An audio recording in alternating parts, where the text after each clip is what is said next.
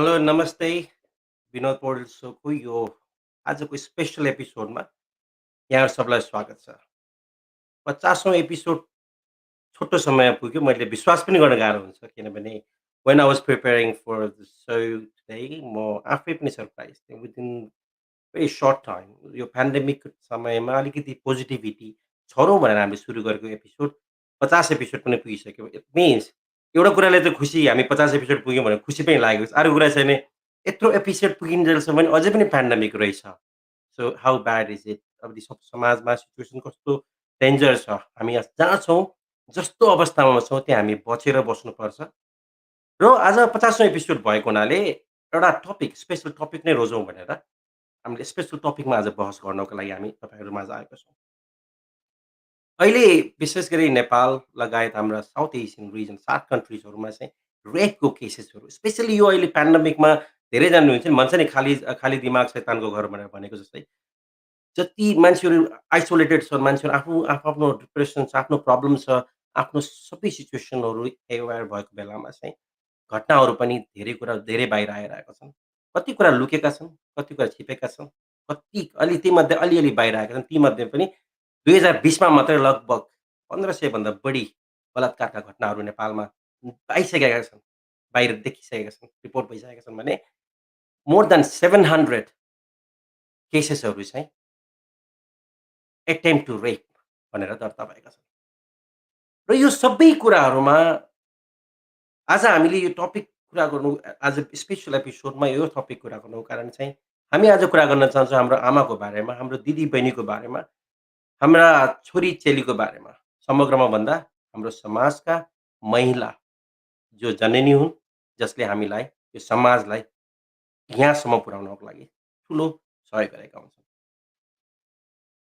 र हामीले जहिले पनि जेन्डर इक्वेलिटीको कुरा गर्छौँ हामी चाहिँ नारी पनि समान नारी पुरुष बराबर भन्छौँ सबै कुरा गर्छौँ नारी एकदमै सहनशील हुन्छ भन्छ तर सहनशीलताको गलत फाइदा उठाइरहेको छ हाम्रो समाजले रेप यहाँसम्म कि सानो सानो 10-11 वर्षको नानीहरूको पनि बलात्कार भएका घटनाहरू भइरहेका छन् बलात्कार गरेर मारेर फालिएको छ यो कुराहरू कहाँबाट सुरु हुन्छ त भन्दाखेरि हरेक कुराको जड भनेको चाहिँ नि कम्युनिकेसन ग्यापले गर्दा कहिले किन भन्छ भने अब कुनै घटनाक्रमहरू हुनु एकदमै अचानक हुने घटनाहरू भनेको चाहिँ त्यो धेरै न्यूनतम छन् र सबैभन्दा बढी घटनाहरू चाहिँ घरमै बुवाले छोरीलाई ससुराले बुहारीलाई देवर जेठाजु दाजुभाइ वरिपरिका छिमेकी नाता गोताबाट चाहिँ नि हाम्रा चेलीहरू बलात्कृत भएका छन् र यदि कुनै व्यक्ति आफ्नो नाता गोता आफ्नो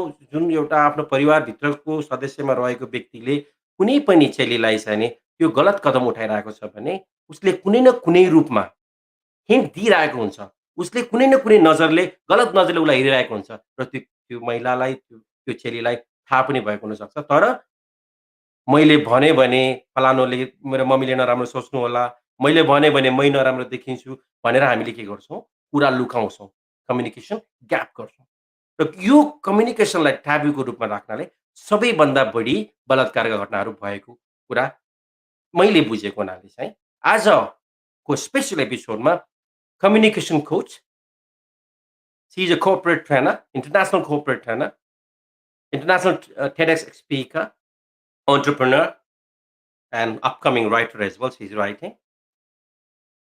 Moreover, she is a female. She understands women. She has traveled around many places in the world. She has spoken to many groups. And she is the best person to talk about your communication gap को कारणले गर्दा हाम्रो समाजमा हुने घटनाहरूको बारेमा. Yes, I'm talking about Mannsi Agrawal, the corporate trainer, international TEDx speaker, communication coach, and entrepreneur. Mannsi जी स्वागत छ कार्यक्रममा. Namaste. Thank you so much for having me here, Binodji. Thank you. I'm really glad to be here. How are you? I'm absolutely fine. We are still pretty much not going out of the house much, but I'm absolutely okay. Trying to keep as positive as possible. Right now, you're in Kathmandu, and obviously COVID cases are really booming there, which is not a good news. I hope you all are safe as well, your family, friends, and everyone around you. You are an influencer, obviously, you know how to stay positive, and you are obviously sharing positive messages through various Zoom sessions as well. We can see it clearly. Why do you think we are not able to control COVID in our community level in Nepal? Let's start with this casual talk and then we'll go into our formal. Excellent. So I'll tell you what I realized about this. I the day I came to know about COVID, I became extremely interested in the whole topic, and this was sometime in the end of January this year. So I just heard there's a random virus called coronavirus. I didn't know much about it, but what I did was I started reading, and I'm one of those people who makes very informed decisions about everything. So I started reading a lot about the virus, and I realized how infectious it was, and I knew it wasn't just a flu. So I was traveling that time. I came back. I was in Bombay and in India that time. I came back and I came back in March. And from that day till today, I haven't met any of my friends. I have been extremely conscious about that because I know we need to break the chains. And even one person staying home can potentially break the chain. So I was such an informed person. I kept on reading about it. I kept on understanding, because of which I have been extremely careful about it. However, on the other hand, I see that a lot of people are like, oh, aile hamro chart cha, aile yo cha, aile let's do this, birth date cha, yo cha, tyo cha. I always tell people, let's think about the long term, let's not think about the short term. I know of extremely high numbers of people who have been infected by the virus. Personally, I know of many, many people within my own circle who've got it. And I'm not blaming them, but what I'm telling them is, how would it hurt you to not celebrate your birthday this year? How would it hurt you to not go to a restaurant this year? So it is a question of your long-term goals and your short-term goals. My son's birthday just went and he wanted to have a party. He wanted to meet his best friend.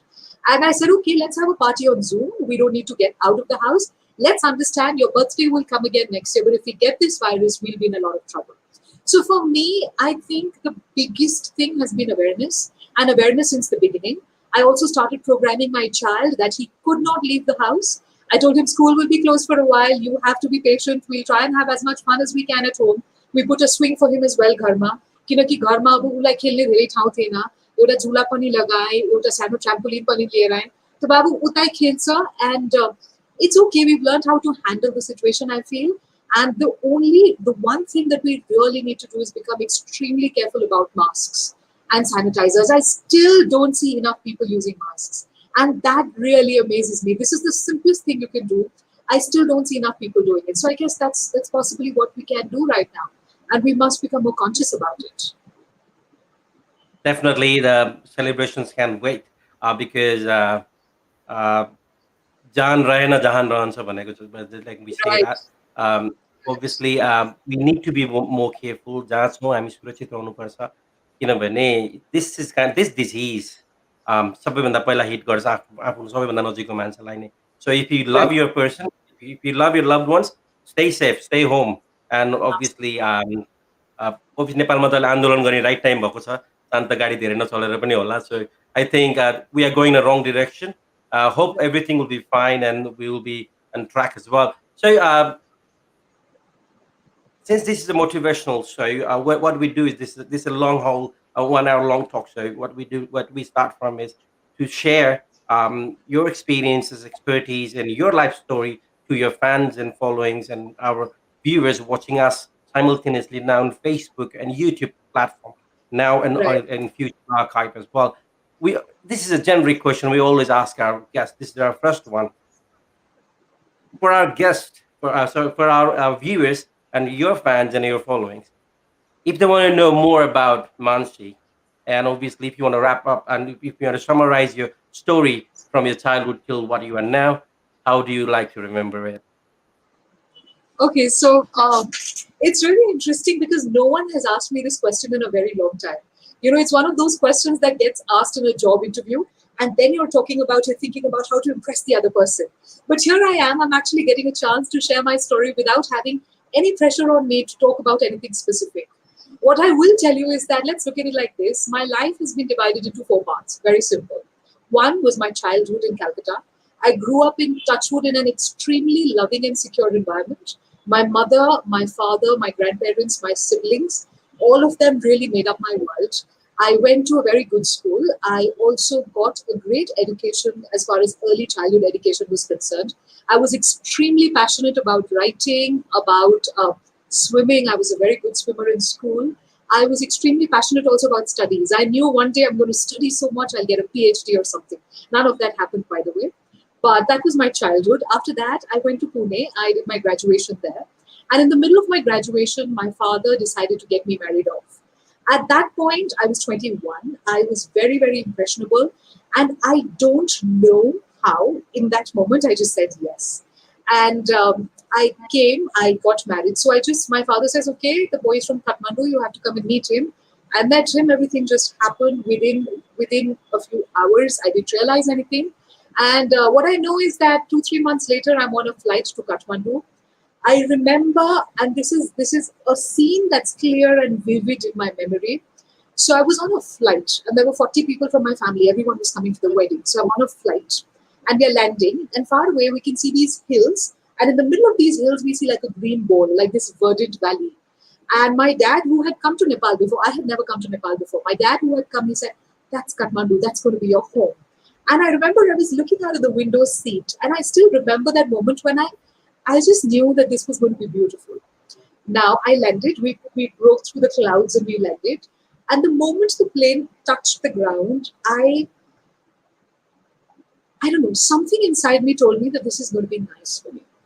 So I came to Kathmandu, I got married the next day. The initial few years were extremely difficult for me because I came from a very different family than the one I got married into. It took me a lot of time to adjust. Then there were some family personal issues with my husband and his family. So we had a lot of struggles for the next 6-7 years. So for the next 6-7 years, I had every problem that you can imagine. I was hospitalized because I was diagnosed with jaundice and typhoid for 4 months. I was on the bed.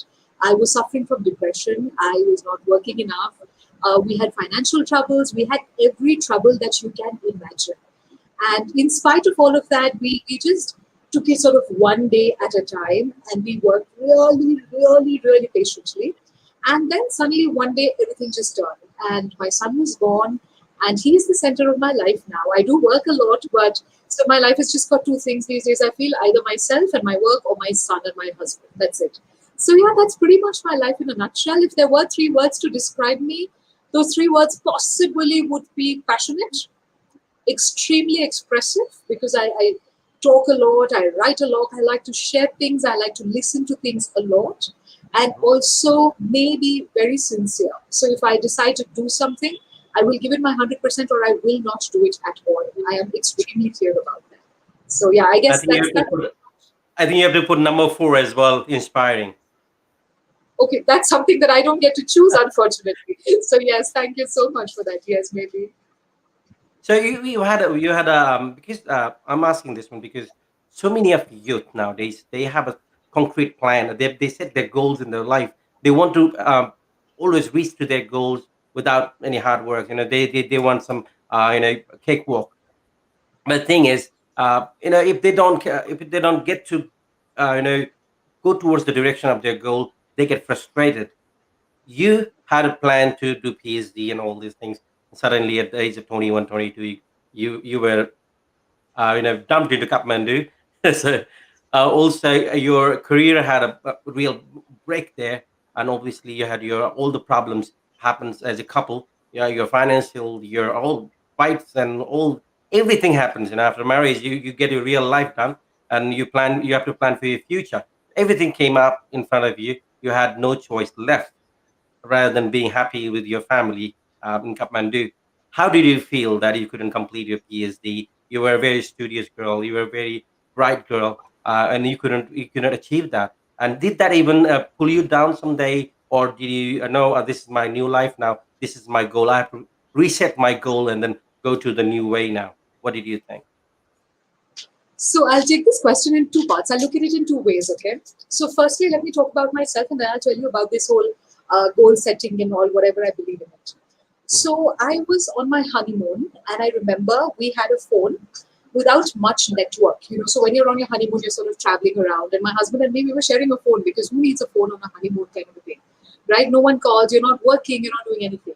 So I was on my honeymoon, and it was in Thailand, and we were on a ship and we were going to some island far away. And my father-in-law called me up, and he's calling me and he's like, Mannsi, Mannsi, awaaz aa rahi hai? And I'm like, Papa, I can't hear you. Wapas boliye. He's like, Mannsi, can you hear me? I said, no, I can't. He's like, acha, theek hai, ruko, wapas karta hu. Hangs up, calls up again. And this time I can hear a bit more. And he says, Mannsi, I just got a message from your college. Your college called up your father in India. And your father just called me up. You got a gold medal in second year.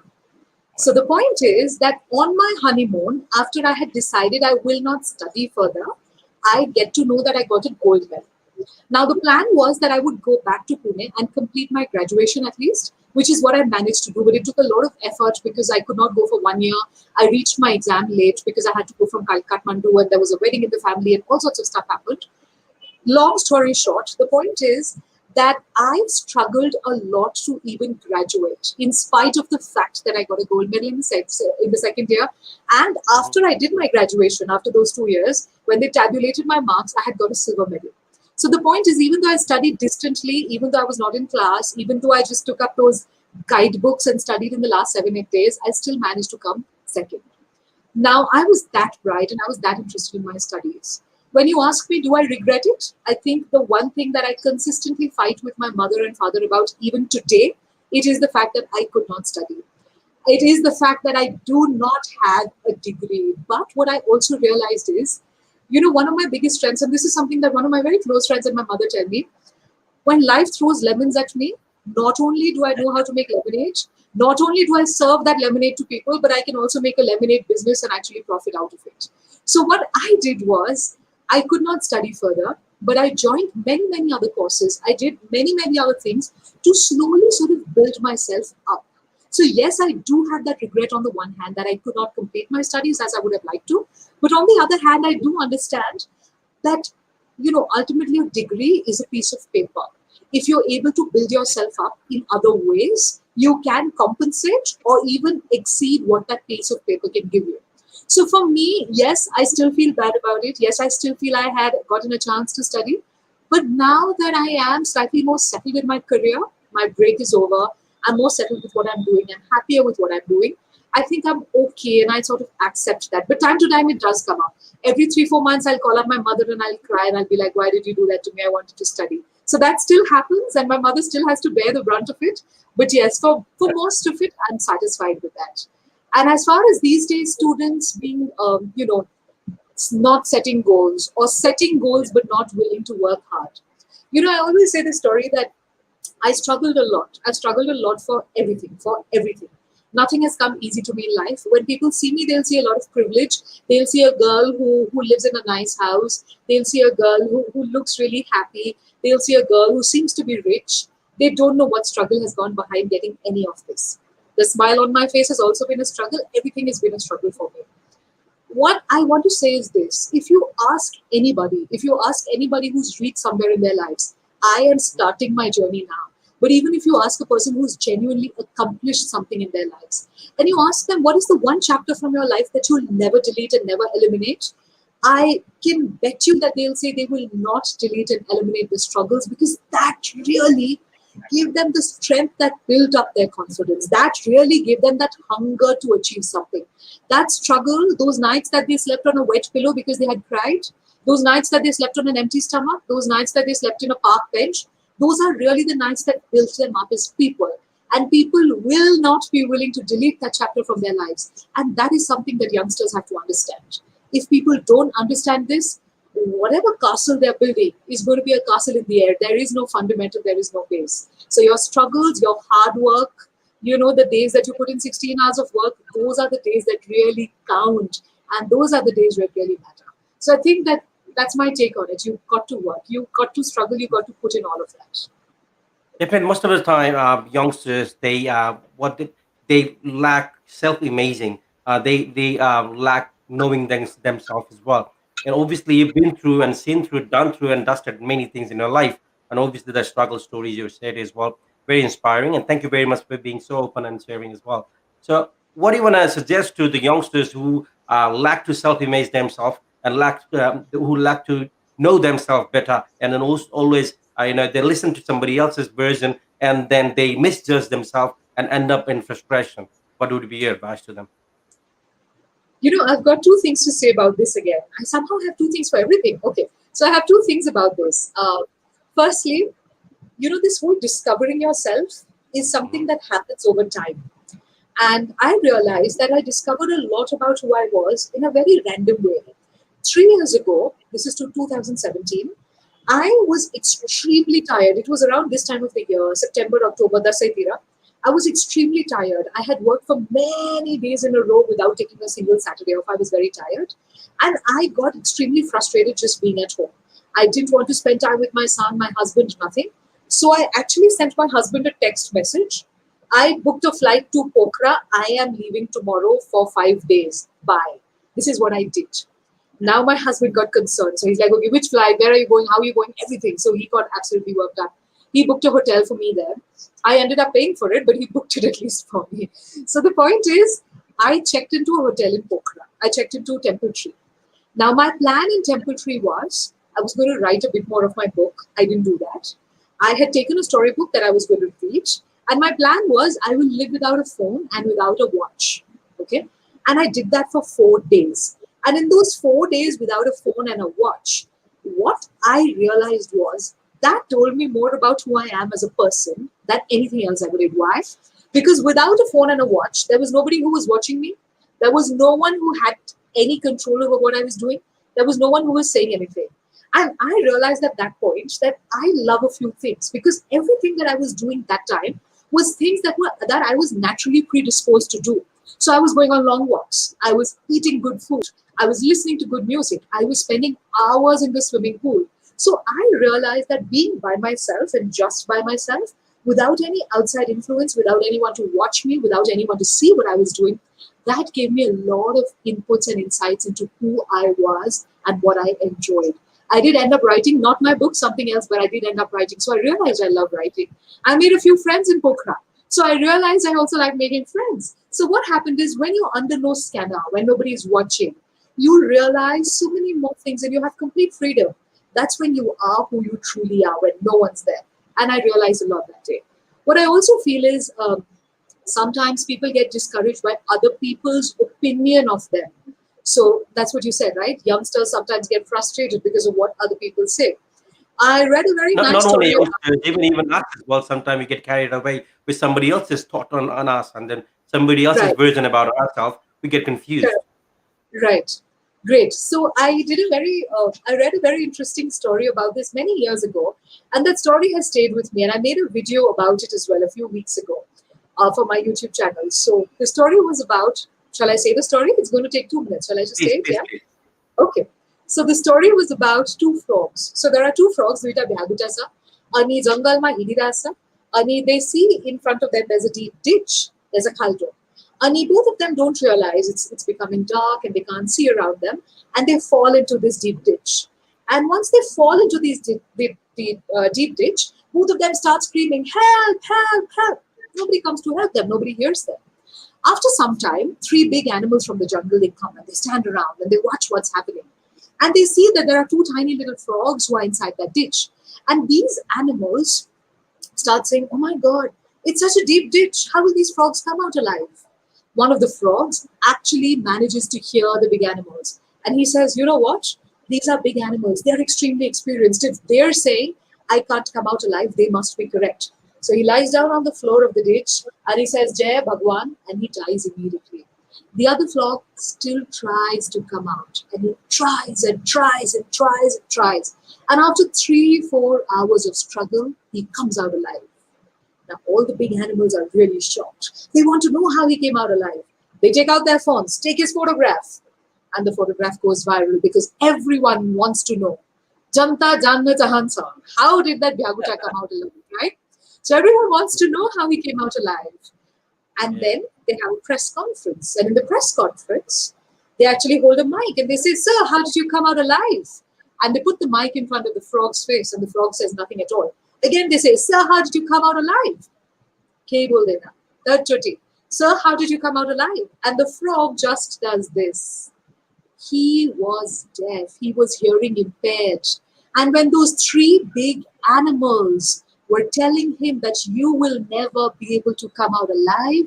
He could not hear them, and that's why he survived. So, what I understood from this story is that there are three things. There will always be big animals. Your big animals could be different, mine could be different. People you're influenced by, people you look up to, people who you think know more than you, people who you think are smarter than you. These are the big animals. So, there will always be big animals. Number two, the big animals will always give their opinion on you and on everybody else around you. It's your job to choose whether you want to listen or not. Either you can be like the first frog. Oh, they are saying I'll never come out alive. I'll never come out alive. And you die. Or you become like the second frog and you say, thank God I'm deaf. Thank God I can't hear what these guys are saying. I'm so lucky. And you try and you come out alive. So this is what I always tell my students, because I have a lot of students who say, ma'am, I have neighbors and I have aunts and uncles, and they're always saying, "Tiमीले त के गरिरहेछौ त? अमेरिकामा मेरो छोरा America गएको छ, त्यहाँ जाऊ त, अस्ट्रेलिया गएको छ, यो गर त्यो गर." Point is, they're always comparing my story to somebody else's story. They don't know my strengths, my weaknesses. They don't know my There's always struggles. They a don't. falana in our life, Our neighbors Absolutely. always have falanas to compare with us. Absolutely. ठुलो ममको पनि कोही हुन्छ, neighbor, this, Uh, that. Random people you haven't met have suddenly become these big inspirational figures in your life. The point is that we must understand, whenever somebody is trying to pull us down, whenever somebody is telling us something negative about something we can't do, shut yourself off and say, thank God I'm like the deaf frog. Thank God I cannot hear them, and do what you have to do anyway. So this is Also, the story I fall back on. Yeah. definitely lucky that frog was deaf. But if the frog was not deaf, also with this pandemic, we can see that more.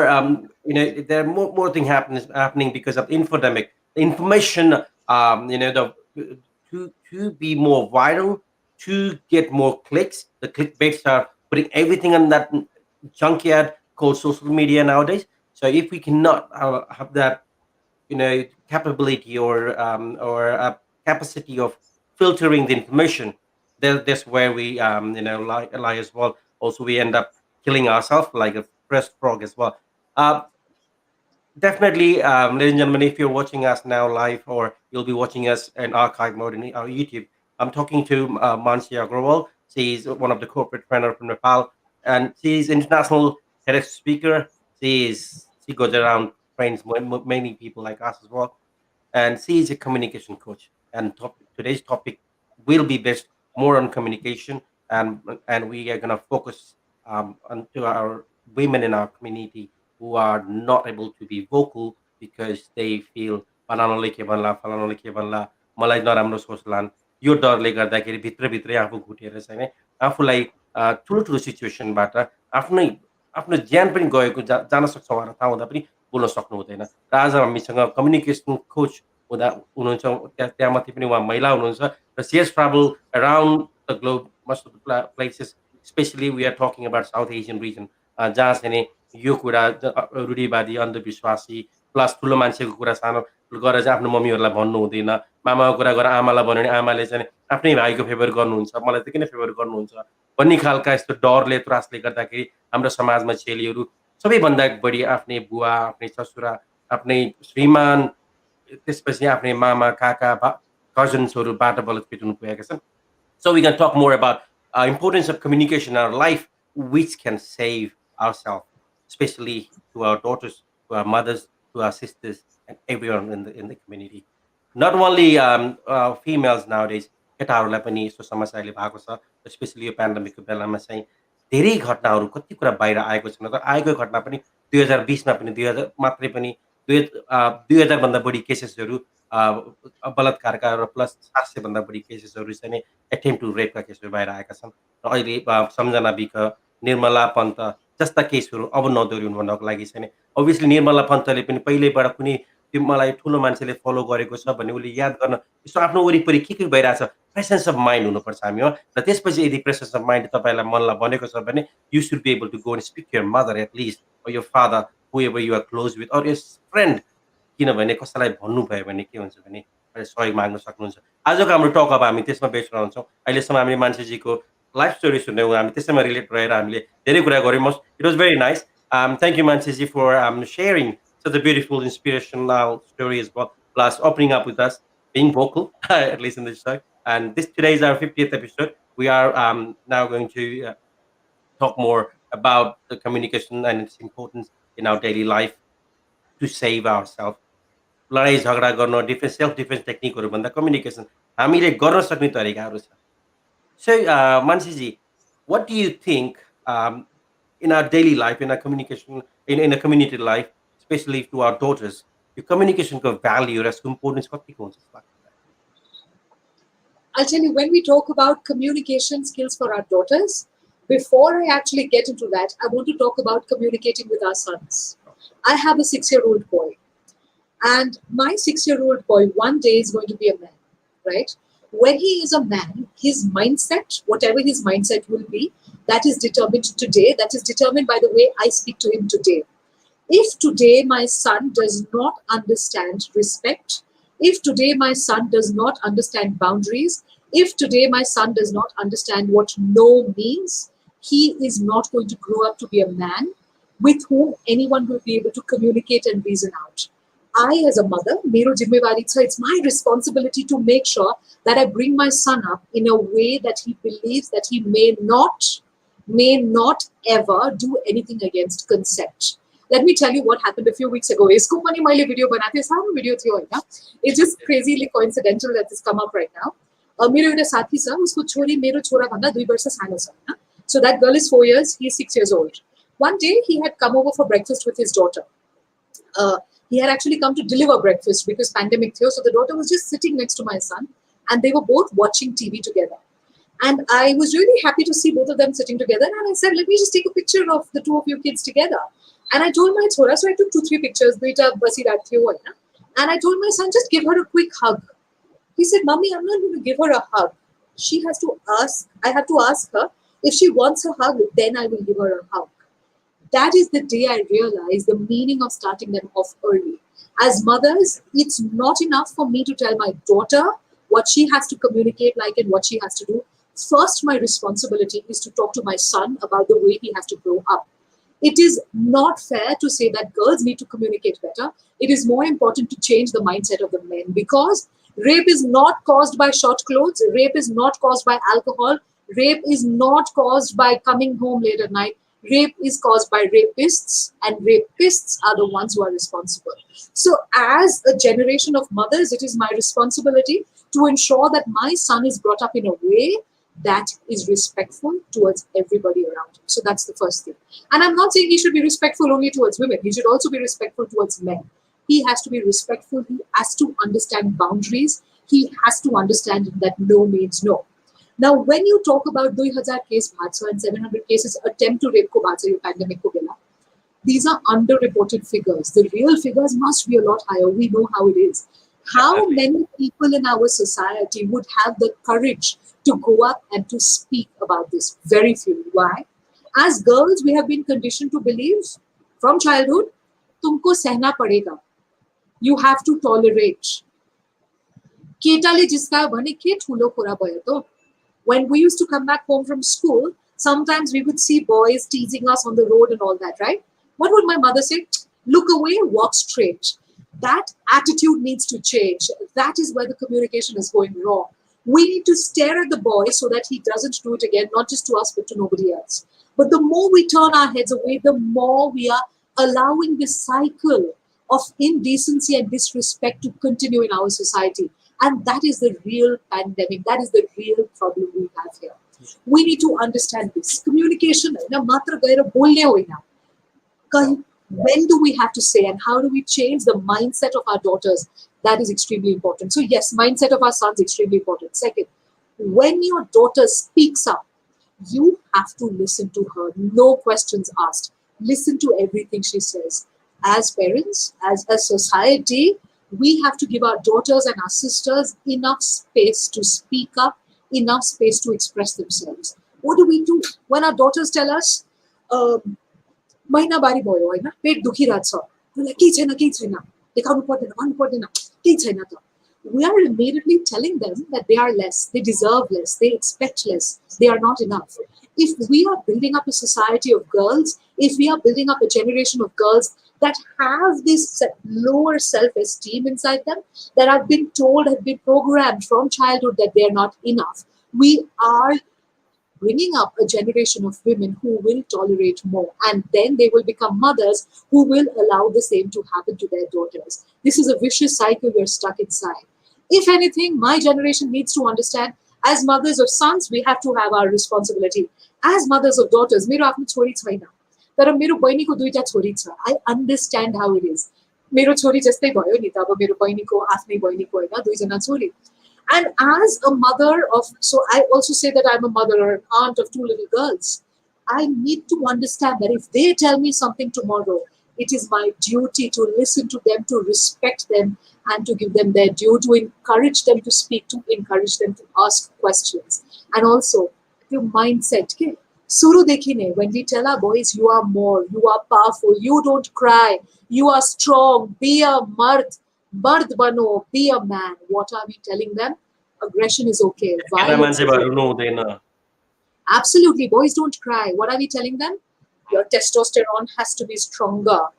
What we forget to tell them is that in the human body, whether you're a male or a female, you have testosterone and estrogen and progesterone. Sabpaima hunsa. Sano matra, thulo matra ma hunsa. Tara sabpai bhitra hunsa. Men also cry, and it's okay. Men also express themselves. They don't need to resort to violence to express themselves. They don't need to resort to bad behavior, indecency to express themselves. That's not a man. A man is somebody who understands that a woman is equal to him and walks with her. A man is somebody who knows his respect, who knows his boundary. So you communication matra ketiharuko lagi hoina. The first communication has to start with our boys, with our sons, with our brothers, and then it should move forward to the girls, who should have every freedom to speak. Freedom matra gharma hoina again, society ma pani. If a girl, and this is not something I know from personal experience, this is something I know because of Bollywood. So Bollywood has also been a very big influence in my life. And when I see Bollywood movies, suppose a bhansa, like I have been raped, what's going to happen is they will ask her a list of 20,000 uncomfortable questions. Most of the time, the people who are going to be asking her these questions are going to be men. Now imagine a woman who's already feeling so violated and so naked, being asked those questions by another man in full public. She is already so hesitant and so embarrassed and so much. She has to be given a more comfortable platform. As our judiciary, our governance, they have to think of an easier way, a way for this girl to make her feel more protected as she talks about whatever happened to her. So I think these are things that need to be done. Rape is not caused because of clothes, not because of alcohol, not because the girl was drinking, not because the girl was wearing short clothes. It happens to people in burqas. It doesn't happen to girls who are only at the age of 16 to 20. It happens to young girls. It happens to anybody. Rape is caused by rapists, and we need to understand that, and we need to tackle that problem first. Definitely, rape is not done by anyone, is done by rapists. I like that statement. Anyone with this creep mindset has to be, I think, exposed beforehand, before this kind of situation happens. So we are talking about communication and its importance to save our girls and our ladies, our daughters in our society from being raped or harassed or molested or anything. So, how much important it is for a girl of whatever age is it to go and speak up or let their mother or father or anyone in their family know or communicate in a proper channel or even seek for a good legal help if needed. How important is it to be vocal and communicate anybody's creepy what do you call it? The sense if they sense something creep or if they कसैको चाहिँ नि नजरमा अलिकति गलत नजर if they feel it, how much important is it to go and communicate to safeguard themselves from situations like these and incidences like this where they may lose their life at the end. Right. So I don't know how many percent of people can actually feel that, can sense that. I don't think the youngest girls would be able to, but maybe some of the older ones would definitely be able to. I can tell you what I have learned from my own experience. I can think of 2 times in my life right now, off the top of my head, when I felt extremely uncomfortable being around 2 people that I knew socially, right? People I know. It's not unknown strangers on the road, but people I knew, and I felt really, really uncomfortable around them. In both cases, I told my husband about it. One happened around 11 years ago, maybe. And one case was probably 1.5, 2 years ago. And in both cases, I told my husband about it. And I realized that, so nothing happened. It was just an uncomfortable gaze. You know, the way somebody looks at you, sometimes you just feel really, really bad. You just don't feel comfortable around them. And in both cases, I told my husband about it.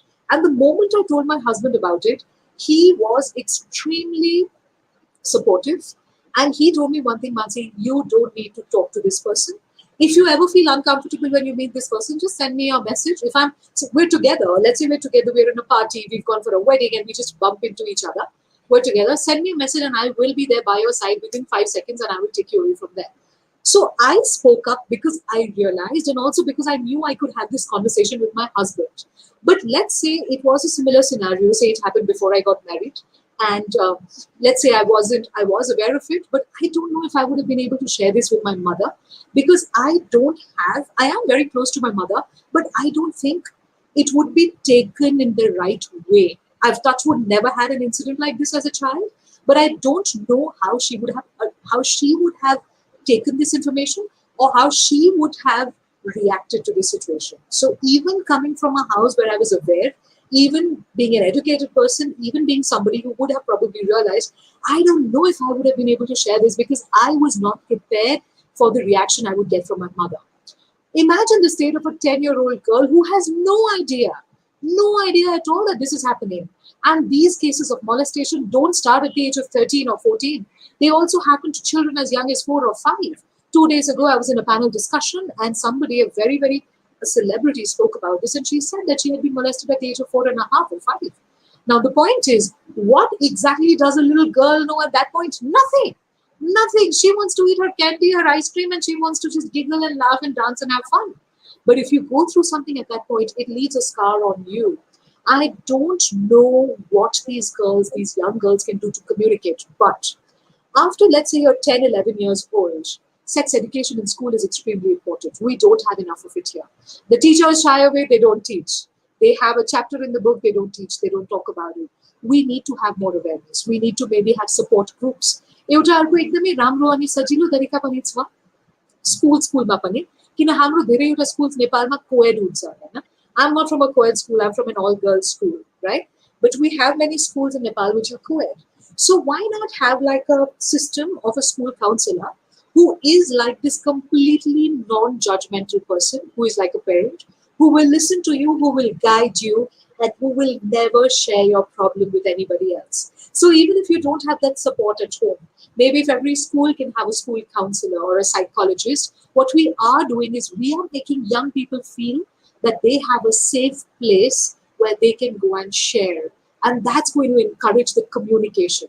And I think that's really important. I think that's really, really I think important. I'll try to succinct this question again back to because we are getting more rape cases for among girls of 11, 12, 13, these ages as well. Obviously, they are very early school goers as well. I think school can teach good touch and bad touch stuff as well, and they need to be open up to the communication. But where I'm trying to focus is how important is for us as a community to teach our girls to go and be vocal to at least to their mother or anyone who they are close to, or their teacher, the counselor. Uh, we have no point putting a counselor if they cannot go and be vocal. So how Right. important is it to train our girls to go and speak up and let people know about any bad touches or any bad gazes from any seniors in their family, even kaka, mama, chacha, anybody could Anybody. be there, or anybody Right. in the neighbor. How important is it? How can we set a parameter that our girls are now okay and they can be vocal? What kind of trainings and awarenesses we can do? Right. So when we talk about this, it's extremely important to understand. It's extremely important. Number one, it's extremely important that our girls should know that they can go and speak. How do we encourage our girls to go and speak? How do we encourage our little daughters to go and speak? it's so again, two little points. Okay, I always have 2 points somehow. Yeah, 2 little points. Point number 1, I had read somewhere, I wish my mother had taught me how to slap in public rather than cry alone at night. Right? How many mothers have the courage to do that? I wish my mother had taught me how to slap in public. I have never been taught that. I have never had the courage to do that. And I can speak not just for myself, but for around 99% of the females I know that at some point in their life, between the age of 0 to 40, 30, whatever, they have been in any way made to feel uncomfortable because of their gender. At least everyone has faced it once. Yet, how many of us have the courage to go and slap in public? So I read this quote and I was really motivated by that. I wish my mother had taught me how to slap in public. We don't do that enough. We should make that a practice. If you feel, by slap, I don't mean really a physical slap, but scream in public. I have an aunt, you know what she told me? So this is many years ago. We were going for, it was Christmas, and we were in Calcutta. This is when I was in school, I think, and her daughter was much younger than me. So this was in school, and we were going for, so in Calcutta for Christmas, what they do is, there's a street called Park Street, and they decorate it with lights throughout. And you know, when you're young children, your parents take you for all these thrills. So you just go and you sort of walk up and down Park Street 2-3 times. The weather's good. At night, your parents take you. You don't get to go out late at night, you know, otherwise. But it's Christmas, so they take you out. So we had gone for a walk. And that little girl, she was 5-6 years younger than me. I'm sure she's 5-6 years younger than me. She was there. And her mother told her, "You remember?" She said, "Yes, Mama, I remember." I said, "What are you telling her, Chachi?" She's like, "You know what? Every time she goes out in public with me, she has been taught, if anybody comes close to you, you have to walk like this, okay? So you have to walk like a warrior, and you're literally pushing them with your elbows. So your elbow has to be strong, and you have to walk like that." So in a country like India, where people are jostling together, this girl had been taught at the age of maybe 6, 7 or 5 or something, that she had to walk like that. And the moment we started walking on that street, her mother told her, "Do you remember?" And it was like, "Yes." And she walked like that throughout. And she was walking like that. Normally, she would walk normally, but when she's on a crowded place, she would walk like that. What was her mother doing? Her mother was preparing her to grow up to be an adult who could slap in public. So that's one thing. And the second point was how important is it for us to encourage our little girls to talk? How do you encourage a child to talk? How do you encourage a child to talk? I figured this out with my own son. So when my son wants to tell me something, if I ignore it once, he'll try and tell me one more time. But if I ignore it the second time, he may not tell me the third time. So as a parent, if I want to encourage my child to talk, the first time he wants to tell me something, I have to give him my 100% attention, and I have to ask him questions about that. So there's only one case in which I don't do that. I don't do that when he says I got hurt, because my son, I know, makes up a lot of, I got hurt here, I got hurt here. So when he does that, I know he's acting. If I know he hasn't got hurt, he's just made it up, I will never ever talk. I will completely ignore it. But if he tells me, "Mama, I'm not feeling good today," you know, there are days when he'll come and tell me that. So, "Mama, I'm just not feeling good today. I don't want to do class today." I might tell him, "You must sit for class," but I will definitely ask him why he's saying that. So the moment we ask our children more questions, they become extremely comfortable with the idea of sharing with us. So as parents, again, it's our duty to ask us lots and lots and lots of questions, to ask them lots of questions when they share anything with us. And this starts young. You know, you want to have a child who opens up to you. You want to have a child who comes first to you to tell you what's wrong. So they never have to go to anybody else. So my son, I know for a fact, when something goes wrong, I'm his first point of contact, and his dad is his second point of contact. Third would definitely be my mother. But you know, it is not going outside the family yet. You listen to your child, you listen to whatever, because otherwise, if you don't listen to your child when they're young, they think you won't listen to them. Let's say my child fails an exam. They will have tendency to hide things. Hazur? They will have tendency to hide things. So they will not be open up. Right, right. So my child, I ask him a lot of questions. When he tells me that he's not feeling good about something, I ask him. So he feels, okay, Mama's here to listen. So we have to create an environment where we talk a lot.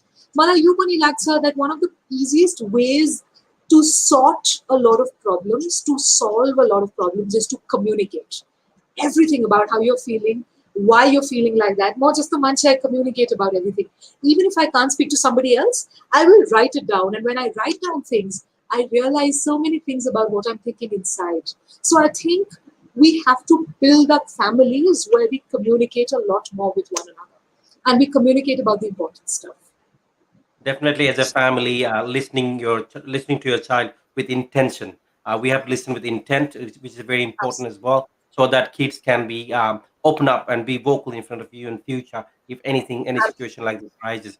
And also, this is the matter from family, but as a community members, obviously we have got our neighbors, or if we've got boarding schools next to our houses as well in Nepal. Is widely spread. So, as a community member, how important or how can we get that message from, or sometimes people don't even say things, also they don't come and first thing people are kids, especially a girl child, they are hesitant to go and speak up even with their parents because they are बच्चैबाट उनीहरूलाई चाहिँ सिकाइरहेको हुन्छ कि लुकाउने सहनी रुनु हुँदैन सानसानो कुरा बोल्नु हुँदैन भनेर सिकाइरहेको हुन्छ सो हामी एज अ कम्युनिटी मेम्बर्स चाहिँ वरिपरि हाम्रो समाजमा भएका साना साना नानीहरूको उनीहरूले नबनिकन बुझ्नको लागि अभियसली कम्युनिकेसनको धेरै तरिकाहरू छ अभियसली लिसनिङ यो कम्युनिकेसनमा एउटा च्यानल हो यसमा तर हामीले मान्छेले चाहिँ नि नन भर्बल कम्युनिकेसन्सहरू उनीहरूको मेसेज चाहिँ नि उनीहरूको एक्सप्रेसनबाट हामीले कसरी बुझ्न सक्छौँ You know, this is again, so as a community, there are lots of programs that are happening these days that I know of in Kathmandu, where people are encouraging people to come and speak anonymously. So there are programs that are happening. Everyone definitely does not know about them, but there are opportunities available for young girls to go and speak if they want to. So that exists for sure, for a fact. It's starting small. The other thing, हामी कसरी बुझ्न सक्छौं त्यसको लागि हैन I don't know, but there was this teacher who once told me, if you ever notice somebody's body language changing overnight, if you ever notice a young girl or a young boy's body language changing overnight, if they say they don't want to spend time with their family, if they're sleeping too much, if they're not joining the family for meals, if they say they don't want to go to a particular relative's house, you have to put your antenna up and you have to start listening a lot more. So I think that is also extremely important. If you feel that the body language has changed, if the person is not eating at all suddenly overnight, right now, it could be a medical condition, it could also be a mental condition. It could, by mental, I don't mean that they're crazy. I mean mental condition as if they could be emotionally upset. So if they say, I don't want to go to a particular person's house, if they are not sleeping well, or if they're sleeping a lot, if they're not eating properly, if any of these things are happening, there is a high possibility that they're hiding something if this happens overnight. We need to be able to speak to these kids. If we ever notice this, especially between the age of 11 and 15, because those are the times that there's most number of changes happening in their bodies, most number of changes happening in their lives. They don't know how to deal with any of this. They don't know how to deal with this. They've never gone through it before. As parents, as supporters, as community members, as people who are just around them, we need to be aware of every signal that's happening. definitely So it is yeah, sorry, go on. No, definitely. As a community member, we need to be very responsible on what's happening next to us as well. And obviously, we need to notice if we notice some changes in a child, be it our child or neighbor's child or anybody who is in the boarding school or somewhere on the way to their school. We need to be the voice for them or communicate with their parents and then ask them to know what's happening. So, which is very crucial as well. Definitely, if the communication is done in a proper channel as a community or as a family or as a child or a girl herself, it is less chances that our girls will be in this kind of situation in future.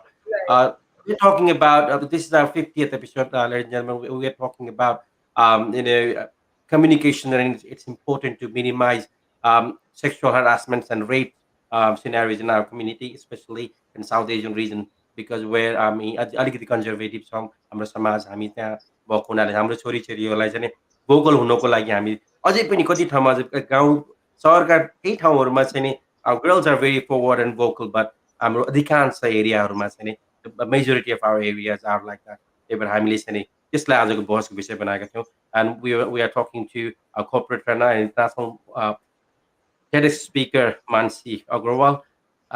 उहाँको इन्साइट्सहरू हामी सुन्यौँ, रमाइलो भइरहेको छ कुराकानी, अनि thank you very much for such a good insight as well मान्छेजी. So हामी आजको टपिकमा हामीले चाहिँ नि यसो वुमेन इम्पावरमेन्टको कुरा हामी धेरै गर्छौँ होइन. सधैँ हामीले चाहिँ नि वुमेन इम्पावरमेन्टको कुरा गर्छौँ. You're self empowered women, you're self motivated as well. तपाईँबाट धेरै मान्छेले धेरै कुरा सिक्न सक्छ. सो इम्पावर्ड वुमेन भनेको चाहिँ के रहेछ खासमा? इम्पावर्ड वुमेन, हामी इम्पावरमेन्ट भन्छौँ, र एउटै शब्दको पछाडि मात्रै हामी गइरहेको छौँ. What exactly is empowered women in your तपाईँको नजरमा चाहिँ इम्पावर्ड वुमेन भनेको चाहिँ के होला? An empowered woman is one who can make her own choices. As simple as that, in one sentence. A woman who has the right and the capability of making her own choices is an empowered woman.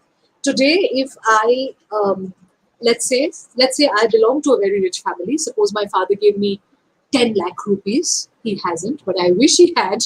But suppose my father gave me 10 lakh rupees. Even I wish I have as well. I know, I don't mind. But let's say my father gave me 10 lakh rupees, but he signed it and he said that I can use the money only if he allows me to. I am not empowered, right? I am not empowered because I don't have a choice. I don't have a right over that money. On the other hand, if I have 10 rupees, but that's my own, I can make a choice with it. I am empowered. What is an empowered woman? This is about money, but this could be about anything else. An empowered woman is a woman who has every opportunity to make the choices in her life as she wants to.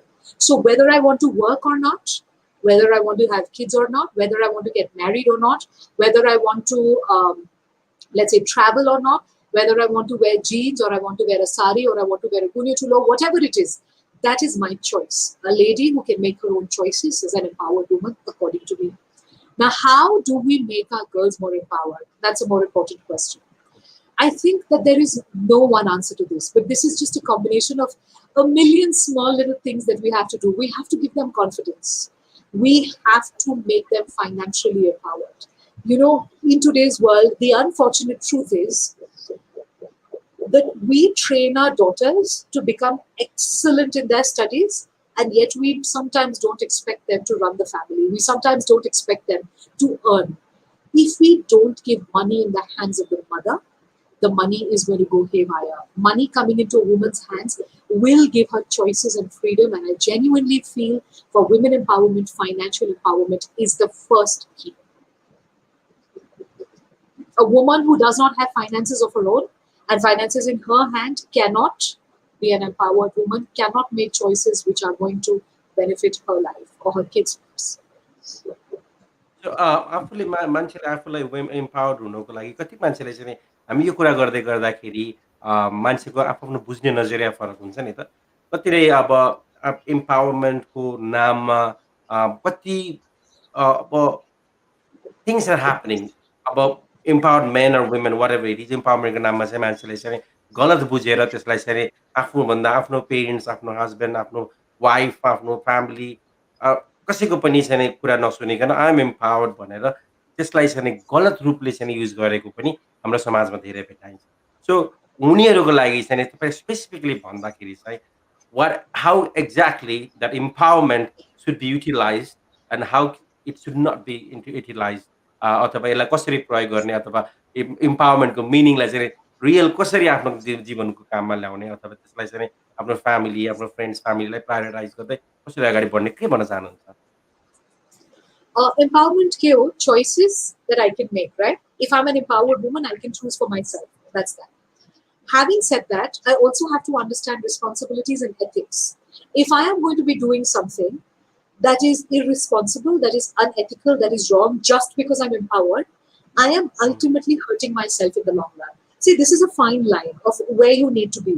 You need to be empowered, but you cannot use empowerment as an excuse to go out there and to do things that might hurt other people, intentionally, unintentionally, whatever. So again, this comes with a lot of responsibility. Empowerment comes with responsibility. Like they say, power comes with responsibility, right? Even empowerment comes with responsibility. With great empowerment comes great responsibility. I think so. So the more empowered you are, you have to understand you are in a better position to make a better world for other people around you because you have more power. You are just more empowered. So rather than using it for derogatory purposes, if we use that empowerment to make other people empowered, or if we use that empowerment to help other people, to spread the positive message, to do good for others, we're doing the right thing. Otherwise, women empowerment or male empowerment or child empowerment or any empowerment doesn't really have a meaning. But of course, I will still say this, empowerment always comes with a degree of selfishness.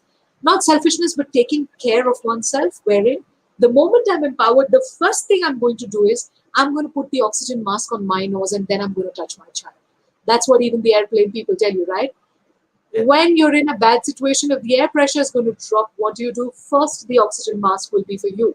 So the moment a woman gets empowered, the first thing that she would do is take care of herself. But once that's done, once your supply of oxygen is met, once your demand for oxygen is met, independence as well. Hazur? So once we feel we are empowered, once we serve ourselves, we should not forget our responsibilities, and obviously we should Absolutely. not forget. So I think, Absolutely.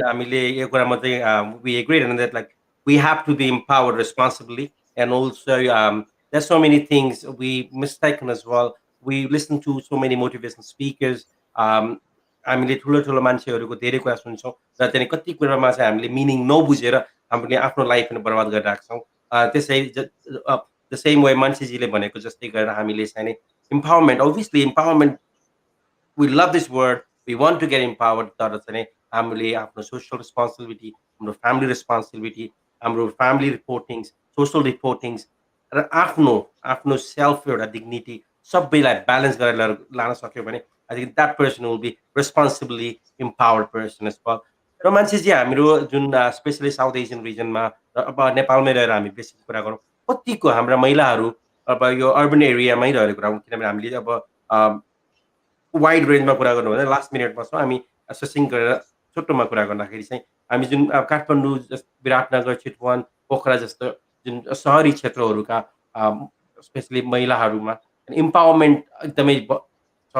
Women empowerment अहिले नेपालमा एकदम राम्रो छ, specially सहरी क्षेत्रमा भन्छ। तपाईँ त्यही हुनुहुन्छ, तपाईँ विभिन्न कोर्पोरेट हाउसेसहरूमा गएर ट्रेनिङ पनि गराउनुहुन्छ। तपाईँले चाहिँ तपाईँले दिने ट्रेनिङ्सहरूमा धेरै स्टाफ्सहरू, म्यानेजर्सहरू, लिडर्सहरू, फिमेल्सहरू पनि हुनुहुन्छ होला र तपाईँले उहाँहरूसँग बुझ्दा र बाहिर आएर रियल लाइफ सिनेरियोमा हेर्दाखेरि चाहिँ कतिको इम्पावर्ड भेटाउनुहुन्छ हाम्रो हाम्रो समाजका महिलाहरूलाई? This is a question. I can't give you a number. I can't give you a number or a figure. What I can tell you is, my generation or the generation before me, we are the transitional generation. Okay?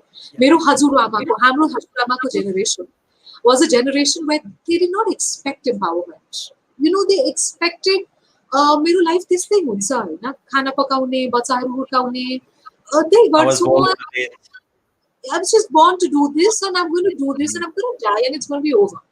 Now, when my mother's generation came, a few ladies, a very small segment maybe, realized that there could be more to life, and they also started questioning why there wasn't more to life, right? So this was the generation of ladies that are really trailblazers, that are ladies that I would look up to see how they could empower themselves. Now, when my generation came, now I'm talking about the third generation, we're looking at a time where we're transitioning.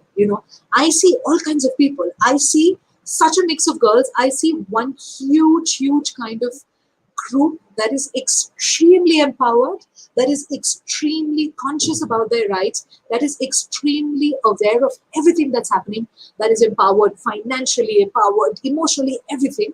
And I also see a lot of girls who don't even understand the basic of the word empowerment. So, Asti, I think you Barsako Kurao, in the beginning of the year, we had gone to Manakamna, होइन? Manakamna त्यो cable car माथि हामी गएको, मन्दिरमा गएको।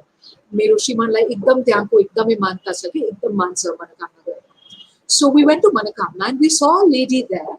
So there's a lady, she's wearing a sari, she's got a palla on her head, she's got one child in her lap, one child's hand she's holding, and she's got a bag to keep this little baby's things. And the husband is walking ahead and she's walking behind the husband with both these children and the bag. Now the point is, we also have women like that who probably feel scared to tell their husbands to, take one child, take care of something, do something. You're a parent. I'm not the only parent around here, right? So empowerment, I see today, I see women in every shade and every color and every range. I see the extremely empowered ones, I see the extremely not empowered ones, if you could say that. And I see everyone in between. But what I also understand is this is a journey. Everyone's moving. Everyone is sort of trying to get somewhere. At least most people are aware of this. तर मेरो यो पनि एकदमै hope छ that next generationसम्म, मेरो छोराको generationसम्म, मेरो niecesको generationसम्म, होइन, by the time we become grandmothers and by the time they have their own children, they will hopefully be in a world that is more gender just and more empowered. So that's really my hope. Definitely आज कुरा गर्दा गर्दा 1 घन्टा 5 minute पनि भइसकेछ। हामी धेरै कुरा गऱ्यौँ र एकदमै राम्रो टपिकमा तपाईँले यति धेरै इन्साइट पनि दिनुभयो। Being a women and also being in that level already you are entrepreneur yourself and you empower and influence so many people. So you are the right person to speak to in this episode, special episode on this special topic as well. Thank you very much for accepting my invitation and joining me today. जाँदा जाँदै हामीलाई हेरेर बस्नुभएका सम्पूर्ण like people are watching us now and also in YouTube and archive people will be watching us as well in future. सबैको लागि तपाईँको message के हुनेछ? I think my message to everybody is try and live the best life for yourself, because when you are aiming for excellence for yourself, you are making the world a better place. So try and just reach the highest that you can for yourself, because that's going to change the world if everyone does that. I think that's probably my message. Thank you Mannsi for joining us. Thank you very much. र यति छोटो समयको इन्भिटेसनमा आजको यो 50औं एपिसोडलाई अलिकति भने meaningful बनाऊ भनेर यो topic दिमागमा लिएको थिएँ। त्यसपछि I approached you and without any denial you said okay no problem, आउनुभयो। थ्याङ्क यू भेरी मच र keep inspiring, keep influencing people and please rise and shine. र तपाईँसँग अरू पनि एपिसोडहरूमा विशेष टपिकहरूमा यसरी नै कुरा गर्ने मौका मिल्नेछ भन्ने आशा पनि राख्दछौँ। Thank you very much for joining us. Thank you so much, Binodji. It's been an excellent interaction. I'm just so proud of what you're doing, sitting so far away, yet being so concerned, and yet doing this in Nepali and English and making sure that people have something to look forward to every Tuesday and Saturday. Thank you so much, Binodji. I'm extremely proud of your work. And many congratulations for 50 episodes. It's not a joke. It is not a joke to do this 50 times over, and I'm so proud of you. May you go from strength to strength, and may I hear about your 100th episode soon. Many congratulations and all the best. Thank you for your kind words. Thank you very much for joining us. दर्शकहरू, आज हामी 50औं episode special एपिसोडमा छौँ विनोद पौडेल सोइको। यो pandemic सुरु भएसँगै हामीले चाहिँ नि समाजमा अलिकति भए पनि पोजिटिभिटी छरौँ भनेर सुरु गरेको एपिसोडलाई यति छोटो समयमा 50 एपिसोड पुगेर खुसी पनि छु। तर 50 एपिसोड पुग्दासम्म पनि यो पेन्डेमिक अझै पनि छ भनेर कता कता दुखी पनि छु।